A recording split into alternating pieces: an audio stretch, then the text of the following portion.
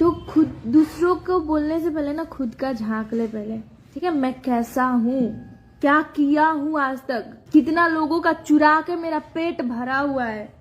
उसको तो बोलता है ना, हम इतना सपोर्ट करते थे वो लड़की को, क्या किया है। हाय फ्रेंड्स, आई वो बढ़िया होंगे। वीडियो देख करके आप लोगों को कुछ समझ में आएंगे होगा। अगर नहीं समझ आया तो प्लीज़ मेरे वीडियो को लास्ट तक बने रहें, पूरे डिटेल से समझाते हैं। आप लोगों को पता ही है कि सौम्या अंसारी खेसारी भैया की वजह से ही फेमस हुई थी। उसके बाद दोनों का मुद्दा हुआ था, उसके बाद टूट गया था। उसके बाद पवन सिंह ने भी बोला था कि सौम्या अंसारी को मैं सॉन्ग में डाल रहा हूँ। इसके बाद पूरे फैन ने ट्रोल किया था कि नहीं चाहिए। तो उसके बाद सौम्या अंसारी को पवन सिंह ने भी छोड़ दिया था। उसके बाद सौम्या अंसारी ने लाइव आकर बोली थी कि मेरे पवन सिंह के सॉन्ग के काम रुकवाने के खेसारी भैया के ही हाथ है। क्या ही बोल सकते हैं भाई, ऐसे ऐसे तो लोग हैं।